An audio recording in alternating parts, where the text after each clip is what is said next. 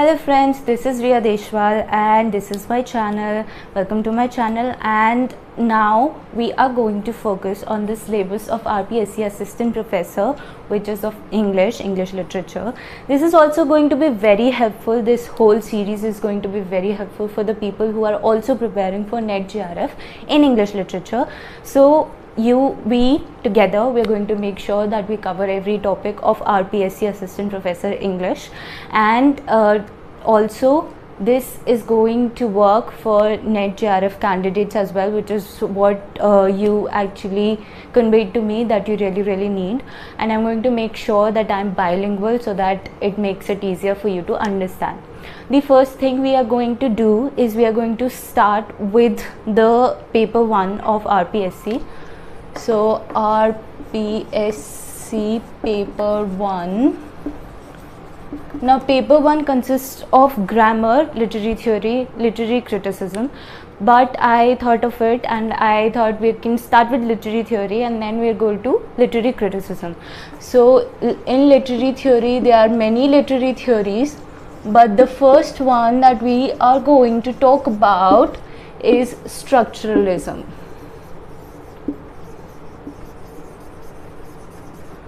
Now, what is structuralism?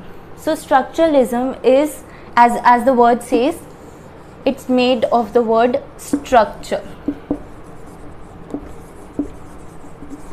अब आप सबको पता है कि कहीं भी किसी भी सोसाइटी में, किसी भी टेक्स्ट में, किसी भी हिस्ट्री में हर चीज़ का एक स्ट्रक्चर होता है. ऐसा नहीं होता कि कोई भी चीज़ कहीं से भी उठ के आ गई है. हर चीज़ एक स्ट्रक्चर में फॉर्म्ड होती है. इवन सोसाइटी हमारी जो है वो एक स्ट्रक्चर की तरह वर्क करती है. सो इंग्लिश लिटरेचर में हम जब स्ट्रक्चर की बात करते हैं, हम किस चीज़ की बात कर रहे होते हैं? हम बात कर रहे होते हैं कि लैंग्वेज और टेक्स्ट, हर चीज़, दोनों चीज़ें स्ट्रक्चर में काम करेंगी, अकेले काम नहीं कर सकती. So what we are going to do is I'm not being too subjective about things because हमको कंपटीशन की तैयारी करनी है. अगर मैं सब्जेक्टिव चीज़ों में घुसूंगी तो आपके लिए बहुत मुश्किल हो जाएगा. I'll just tell you a few things that you really need to remember is that structure में हर चीज़ सेंटर पे रिलाई करती है. वो बोलते हैं कि हर चीज़ सेंटर से शुरू होती है. ठीक है. दूसरी बात, हम क्या बात करेंगे कि एक्चुअली स्ट्रक्चरलिज्म जो है वो कहाँ से आया था. हम बात करेंगे कि स्ट्रक्चरलिज्म कहाँ से आया. स्ट्रक्चरलिज्म जो है बेसिकली वो अमेरिका में आया था फर्स्ट टाइम. क्यों आया था? जो इसका रीज़न था इसके बिहाइंड वो ये था कि उनको यूरोप की, जो उनका यूरोप का कॉन्सेप्ट था ना रियलिटी का, उसको ख़त्म करना था. यूरोप क्या बोलता था कि रियलिटी होती है, एक पर्पस होता है, एक रियलिटी होती है और रियलिटी ही फैक्ट है, रियलिटी ही अंडरलाइन ट्रूथ है. लेकिन उन्होंने क्या बोला, स्ट्रक्चरलिस्ट्स ने, उन्होंने बोला नहीं, रियलिटी ट्रूथ नहीं होता, हमारा परसेप्शन होता है reality. Just a second, let me erase this. So उन्होंने, स्ट्रक्चरलिस्ट ने क्या बोला कि जो रियलिटी है वो बेसिकली परसेप्शन से आई है. अब परसेप्शन क्या होता है? हमने कोई चीज़ देखी, हमने उसको परसीव किया, हमने उसके बारे में सोचा और हमारे दिमाग में वो चीज़ बैठ गई, वो हमारा परसेप्शन होता है. अब मैं भी एक चीज़ को देख सकती हूँ और मेरे साथ एक दूसरा खड़ा हुआ इंसान भी उसी चीज़ को देख रहा है, लेकिन हम दोनों उस चीज़ को अलग एंगल से देख रहे हैं.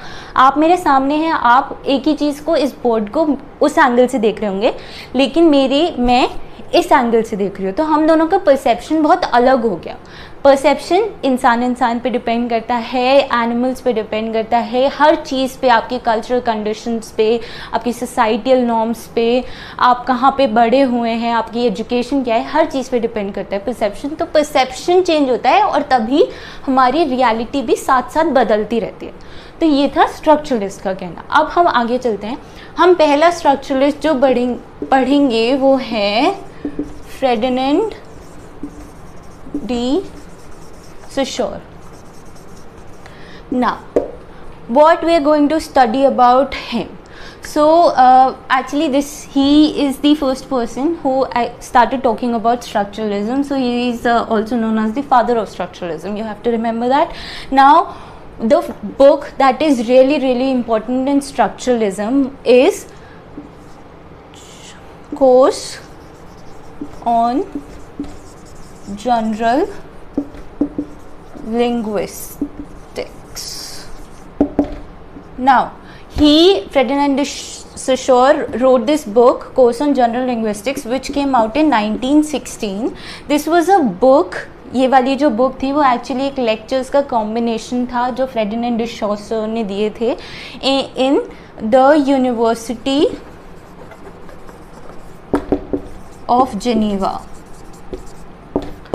तो यूनिवर्सिटी ऑफ जेनीवा में फेर्डिनेंड डे सॉसर ने ये वाली बुक के लेक्चर्स प्रेजेंट किए थे. ये एक्चुअली एक लिंग्विस्ट थे जो बात कर रहे थे स्ट्रक्चरलिज्म की. अब इन्होंने क्या क्या कॉन्सेप्ट्स दिए, हम इनके कॉन्सेप्ट्स की बात कर लेते हैं.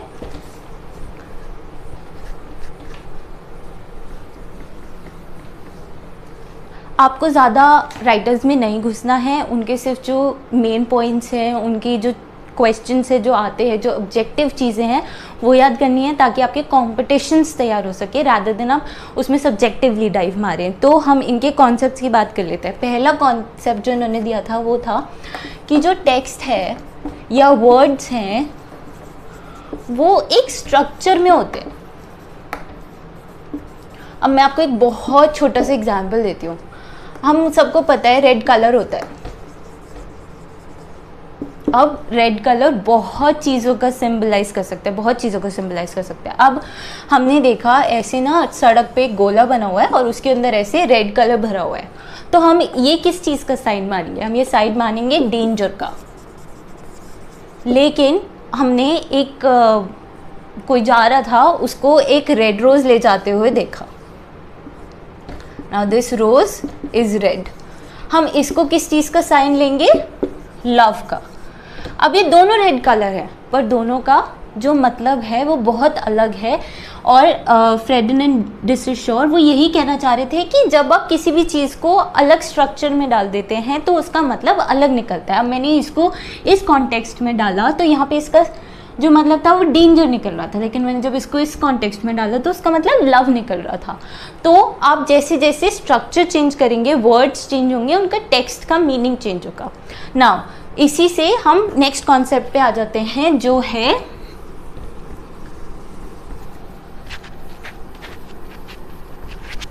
साइन का concept. This is one of the biggest concepts जो स्ट्रक्चरलिज्म में आप पढ़ते हैं. फेर्डिनेंड डे सॉसर ने ये कॉन्सेप्ट दिया था. साइन के दो पार्ट्स होते हैं. वो बोलते हैं साइन के दो पार्ट्स होते हैं. एक तो होता है सिग्निफायर और एक होता है सिग्निफाइड. नाउ सिग्निफायर क्या होता है और सिग्निफाइड क्या होता है? मैं आपको एक एग्जांपल देती हूँ. आपने कहीं वर्ड सुना हाउस. अब आपको पता है हाउस क्या होता है? हाउस सबको पता है क्या होता है. अब आपने वर्ड सुना हाउस, आपके दिमाग में एक अपने आप इमेज बन गई होगी ऐसी, जो हम बचपन में सब ड्रॉ करते थे. आपके दिमाग में एक ऐसी इमेज बन गई, या आपके घर की इमेज बन सकती है, या आपने कोई बहुत ही सुंदर घर देखा हो जो आपकी मेमोरी में, आपकी साइकोलॉजी में इम्प्रिंटेड हो, उसकी इमेज बन सकती है. अब मैंने सपोजिटली मैंने हाउस सुना और मेरे दिमाग में इमेज ये बन गई. तो ये आपको कहाँ से पता चला कि हाउस का मतलब ये होता है? कहीं लिखा है कि हाउस का मतलब ये होना चाहिए? ये कहाँ से आया है? ये जो लैंग्वेज हम सीख रहे हैं बचपन से, कल्चरली जो हमें एम्बेडेड की गई है, हमारी फैमिली ने, हमारी सोसाइटी ने, हमारे कल्चर ने जो घुसाई है हमारे अंदर, एक्चुअली वहाँ से आता है. अब वो क्या बोल रहा है कि ये साइन है, हाउस का साइन क्या होगा? ये. अब वो बोल रहा है एक होते सिग्निफायर और एक होते सिग्निफाइड.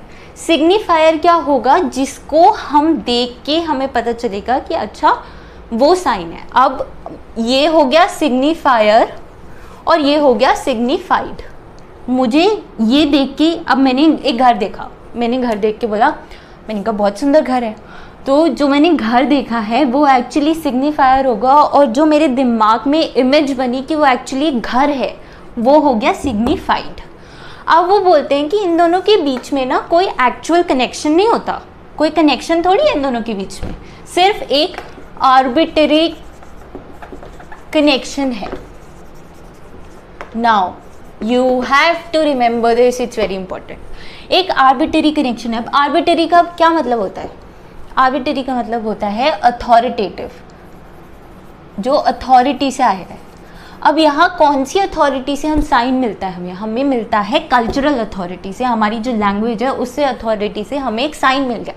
तो ये जो होता है इन दोनों के बीच में एक आर्बिटरी कनेक्शन होता है। Okay, this is the concept of sine that Ferdinand de Saussure gave. Now, in one of his essays, which is called Words Upon Words, Ferdinand de Saussure talked about a concept which is called, where he talks about words upon words is an essay. What he talks about in this essay is कि जो language होती है ना वो कुछ नई नहीं है, सब कुछ पुराना है। कोई वर्ड्स इन्वेंट नहीं किए जा रहे हैं नए। आप कुछ नया नहीं बोल रहे हो जो आपके पेरेंट्स ने नहीं बोला या आपकी सोसाइटी नहीं बोल रही, आपके टीचर्स ने नहीं बोला होगा। तो क्या बोलता है कि आप कुछ नया नहीं इन्वेंट कर रहे हो, ये सब पहले से प्रेजेंट है और आप बस उसको फॉलो करते जा रहे हो। तो कोई भी लैंग्वेज इन्वेंट नहीं होती है नई, आप उसको डिस्कवर कर सकते हो। आप कहीं नई जगह गए और आपने किसी को एक नई लैंग्वेज बोलते हुए सुना तो आप उसको डिस्कवर कर सकते हो, पर आप कोई अपनी नई लैंग्वेज इन्वेंट नहीं कर सकते। तो उन्होंने ये कॉन्सेप्ट दिया था वर्ड्स अपॉन वर्ड्स में। Now next concept which is of langue and parole. Now what is langue and what is parole? Langue होता है जो ग्रामेटिकल रूल्स पहले से बने हुए होते हैं जो आपको फॉलो करने ही करने हैं, आप उसके खिलाफ नहीं जा सकते, आप कुछ नया नहीं बना सकते, आप अपनी मर्जी नहीं चला सकते। जैसे हमने लिखा ही, तो ही के साथ आप इज ही लिखोगे, आप आर नहीं लिख सकते क्योंकि grammatically he is a singular pronoun, इसके साथ इज ही आता है। ये ग्रामेटिकली ऐसे ही रूल्स स्टैब्लिश्ड हैं लैंग में। उसके बाद वो बोलते हैं परोल। परोल क्या होते हैं? जो हमारा खुद की चॉइस होती है, चॉइस ऑफ वर्ड्स जो हम अपनी वोकैबुलरी से निकालते हैं और हम अपनी डेली लैंग्वेज में यूज़ करते हैं कम्युनिकेशन के लिए। फॉर एग्जाम्पल मैंने लिखा ही इज़ रीडिंग। आपने किसी एक बच्चे को बुक पढ़ते हुए देखा, आपने बोला आप मेरे सामने खड़े हैं, आपने बोला ही इज़ रीडिंग। मैंने कहा नहीं, he is studying. Now both the sentences are right, लेकिन यहाँ आपने जो रीडिंग बोला और मैंने जो स्टडिंग बोला ये हो गए एग्जाम्पल परोल के, क्योंकि यहाँ पे मैंने अपनी मर्जी के अपने चॉइस के वर्ड्स यूज़ किए। लेकिन जब हम ही के साथ इज़ यूज़ कर रहे हैं तो मैं भी इज़ ही यूज़ करूँगी, मैं यहाँ पे आर नहीं लगा सकती क्योंकि ये ग्रामेटिकल रूल्स हैं जो हमें फॉलो करने होते हैं, जो होते हैं langue. Now these were the concepts of Ferdinand de Saussure. Now we are going to talk about the next structuralist who is C.S. Spire. जो पहली चीज़ आपको याद रखनी है C.S. Spire के बारे में वो ये है कि C.S. Spire was actually he was also a structuralist. He also invented the concept of semiotics, which is actually the science of science. ये इन्होंने C.S. Spire ने Ferdinand de Saussure के साथ मिलके बनाया था कॉन्सेप्ट। ठीक है, इन दोनों ने मिलके ये कॉन्सेप्ट बनाया था साइनियोटिक्स का, जो होता है साइंस ऑफ साइंस, जो मैंने अभी आपको समझाया क्या होता है। साइंस सिग्निफायर्स और सिग्निफाइड से बना होता है। Now if we talk about C.S. Spire, there is one concept that you really need to remember for your competitive exams is he gave the concept of icon, index and symbol. Now icon क्या होता है? पहले हम icon के बारे में बात कर लेते हैं, फिर इंडेक्स और सिंबल के बारे में बात करेंगे। अब आइकन क्या होता है? जब हम आइकन की बात कर रहे हैं तो हम कहेंगे कि ये एक तरह का साइन है, ये सारे टाइप्स ऑफ साइन है, लेकिन इस साइन में एक्चुअली रिप्रेजेंटेशन होता है। एक्चुअली आपको वही देखने को मिलता है जो एक जिसको ये रिप्रेजेंट करे। मैं एक एग्जांपल देती हूँ, हम देखते हैं फोटोज़ को। जब आप एक फ़ोटो को देखोगे तो वो एक पिक्चर है। मैंने यहाँ पे एक फ़ोटो है जो जहाँ पे पहाड़ है, ऐसे रिवर है, ये एक फ़ोटो है। तो एक्चुअली ये एक रिप्रेजेंटेशन होगा, साइन होगा, जो एक्चुअल ऐसी ही इमेज होगी कहीं पर। मैंने कहीं की एक फ़ोटो ली तो वो जो फ़ोटो है वो एक्चुअल में आपको कहीं पे मिल भी सकती है। वो फ़ोटो किसी चीज़ का एक्चुअल रिप्रेजेंटेशन है, जैसा है मैंने उसी की फ़ोटो खींच के मैंने आपके सामने रख दी। अब इंडेक्स में क्या होता है डिफरेंस आइकन और इंडेक्स में? आइकन में तो एक्चुअल रिप्रेजेंटेशन है, इंडेक्स में कोई रिप्रेजेंटेशन तो होगा लेकिन उसका सिंबल होगा। जैसे फॉर एग्जांपल मुझे यहाँ पे डॉग्स का कोई सिंबल बनाना है तो मैंने ऐसे पाउस बना दिए। ये तो सबने देखे होंगे पाउस क्या होते हैं, पाउस बना दिया। अब कोई भी देख के बता सकते हैं कि ये तो डॉग का होगा या कैट का होगा। तो पाउस एक्चुअली सिंबल है डॉग का। यहाँ पे क्या है, इंडेक्स में हम एक्चुअली एक ऐसा साइन बनाते हैं जो उस ऑब्जेक्ट को रिप्रेजेंट तो कर रहा होगा पर उसका एक्चुअल रिप्रेजेंटेशन नहीं होगा। लेकिन जब हम सिंबल की बात करेंगे तो जो हमने सिग्निफाई किया है और जो सिग्निफायर है उन दोनों में कोई भी आपस में कॉम्बिनेशन होगा ही नहीं, उनका कोई एक दूसरे से रिलेशन होगा ही नहीं।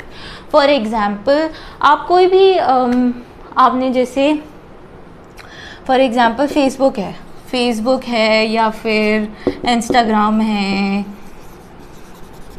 जो इनके या स्नैपचैट है, आपने इनके आइकन्स तो देखे होंगे जो आपके फ़ोन में होते हैं। जैसे इंस्टाग्राम का कुछ ऐसा सा होता है, आपने इनके साइंस तो देखे होंगे। अब ये इंस्टाग्राम को कैसे रिप्रेजेंट कर रहे हैं? इन दोनों के बीच में कोई कनेक्शन थोड़ी है, आपको कुछ पता थोड़ी चल रहा है कि अगर आप ये खोलोगे तो आपको क्या मिलेगा अंदर।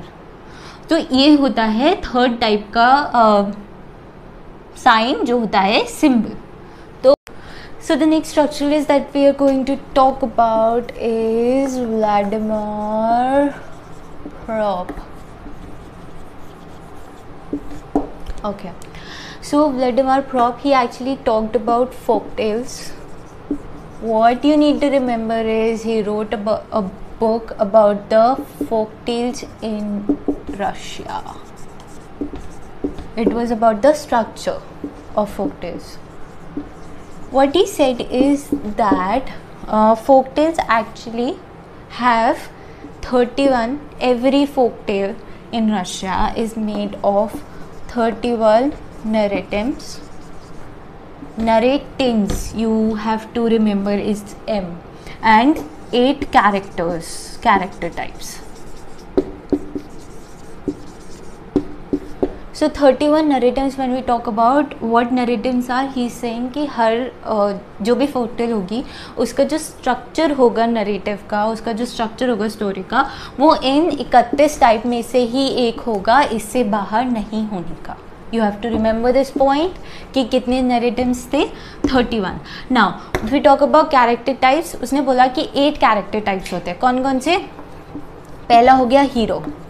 हीरो तो सबको पता होगा क्या होता है। हीरो जो भी स्टोरी का हीरो होगा, कोई भी मूवी का हीरो होगा, तो इसमें जो फोक टेल का हीरो होगा वो हो गया फर्स्ट कैरेक्टर टाइप।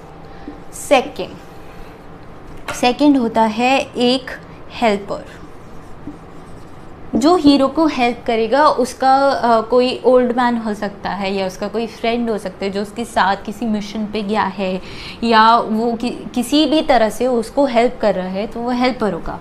तीसरा होगा विलन। विलन सबको पता है क्या होता है, एंटी हीरो, जो हीरो के खिलाफ लड़ रहा होगा वो होगा विलन। चौथा होगा फॉल्स हीरो। फॉल्स हीरो होता है कि जब हीरो तो है स्टोरी में, लेकिन एक और कोई इंसान है जो हमें ऐसा लग सकता है देखने से कि ये हीरो होगा, पर वो एक्चुअली हीरो होता नहीं है स्टोरी का। Now fifth is the dispatcher. जब जो हीरो है वो किसी मिशन पे जा रहा है तो उसको साथ जो भेजेगा वहाँ से वो होता है डिस्पैचर। जो छठा है वो होगी प्रिंसेस। प्रिंसेस कौन होगी? जो होगी हीरोइन, स्टोरी की जो हीरोइन होगी वो होगी प्रिंसेस। सातवां कौन होगा? प्रिंसेस का फादर, जो जिसको हीरो मनाने जाएगा कि मुझे अपनी बेटी दे दो प्लीज़, देखो मैं कुछ भी करूँगा, मैं ये मिशन जीत के आ गया हूँ, अब आप मुझे अपनी बेटी दे दो। आठवां होगा डोनर। डोनर होता है जो आपको एक्चुअली कुछ देता है किसी चीज़ में, कि ये मैंने आपको डोनेट कर दिया और ये आपको हेल्प करेगा। जैसे कोई बहुत मैजिकल स्वॉर्ड है, किसी फोकटेल में एक मैजिकल स्वॉर्ड की कहानी है, तो जो डोनर होगा वो एक्चुअली मैजिकल स्वॉर्ड देगा हीरो को लड़ने के लिए। ठीक है, ये हो गया व्लादिमीर प्रॉप का कॉन्सेप्ट स्ट्रक्चरलिज्म का। और आपको ये रिमेंबर करना है कि इनकी जो बुक है वो स्ट्रक्चर ऑफ फोकटेल्स है in Russia. Okay, now let's talk about A.G. Grimes.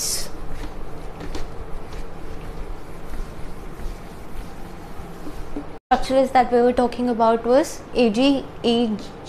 Grimes. The book that he gave is Structural Semantics. What you need to remember is that he gave the concept of 6 actants. He says, इन्होंने बोला कि कोई भी story होती है वो actually 6 एक्टेंट से बनी होती है। अब ये कौन कौन है हम पहले बात कर लेते हैं, कौन कौन है, और उसके बाद मैं एक्सप्लेन कर दूँगी। Okay, helper, opponent, sender, receiver, then there is subject और ऑब्जेक्ट।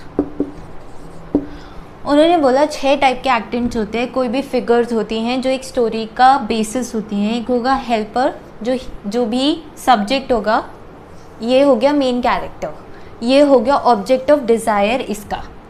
तो अगर ये कोई हीरो है तो ये प्रिंसेस होगी। उसके बाद सेंडर होगा जो हीरो को किसी मिशन पे भेज रहा होगा, और रिसीवर होगा जो हीरो को रिसीव करेगा। उसके बाद उसका हेल्पर होगा जो हीरो की हेल्प करेगा, और ओपोनेंट होगा जो उसके अगेंस्ट होगा सब्जेक्ट के।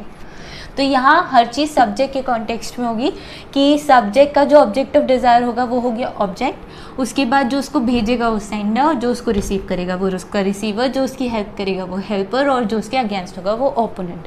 अब उन्होंने बोला कि ये जो 6 एक्टेंट्स होते हैं मैं इनको 3 एक्सिस में डिवाइड कर रहा हूँ। पहला होता है axis of power. Axis of power होती है इनके पास,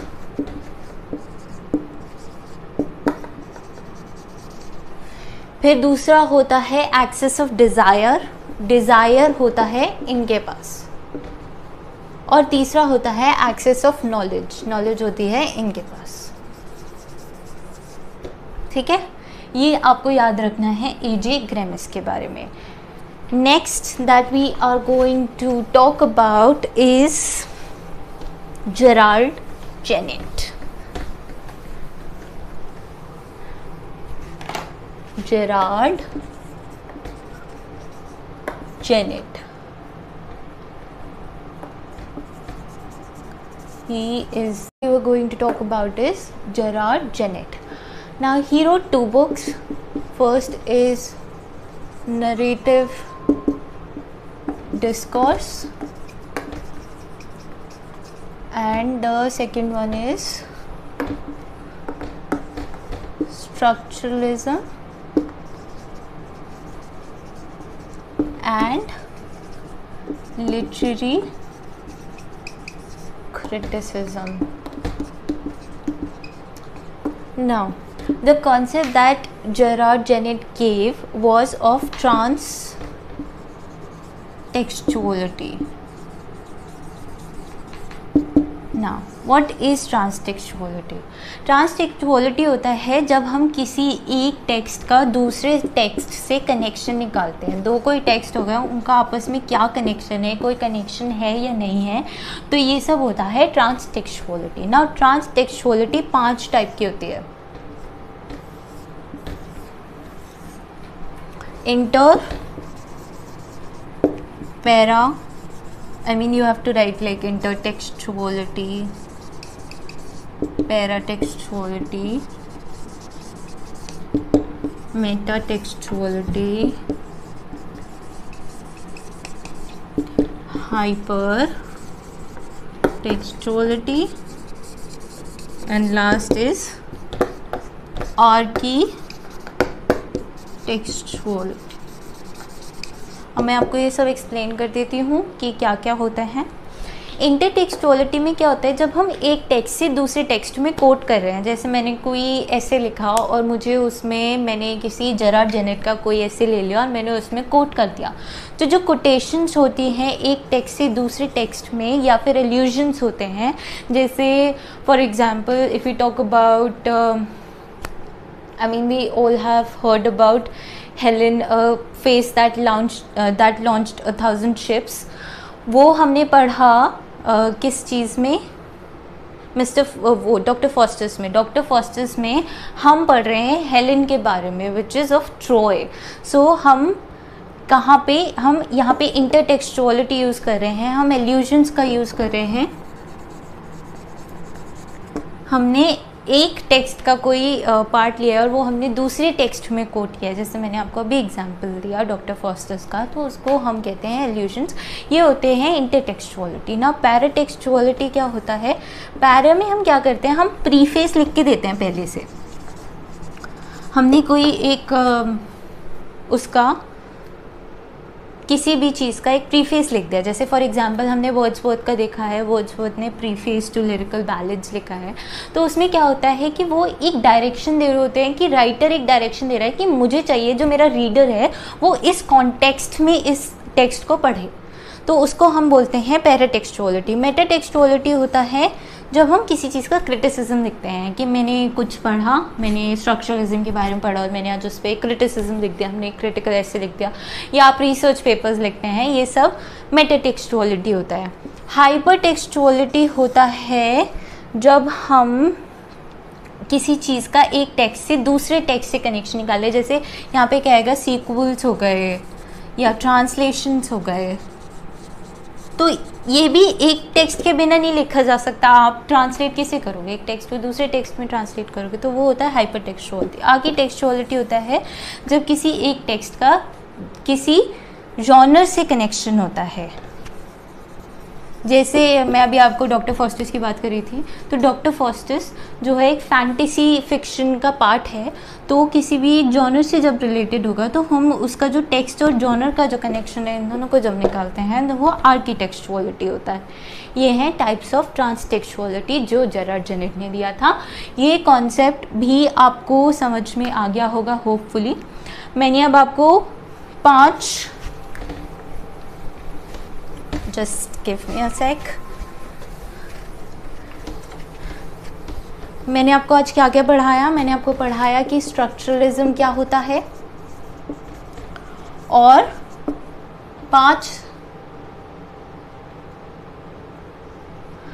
स्ट्रक्चरलिस्ट बताए मैंने आपको, फेर्डिनेंड डिशॉर। दूसरा हमने पढ़ा था फेर्डिनेंड डिशॉर के बाद हमने पढ़ा C.S. पायर को, उसके बाद हमने पढ़ा था व्लादिमीर प्रॉप को, उसके बाद हमने पढ़ा A.J. ग्रेमिस को, और फिर उसके बाद हमने पढ़ा लास्ट जेरार्ड जेनेट को।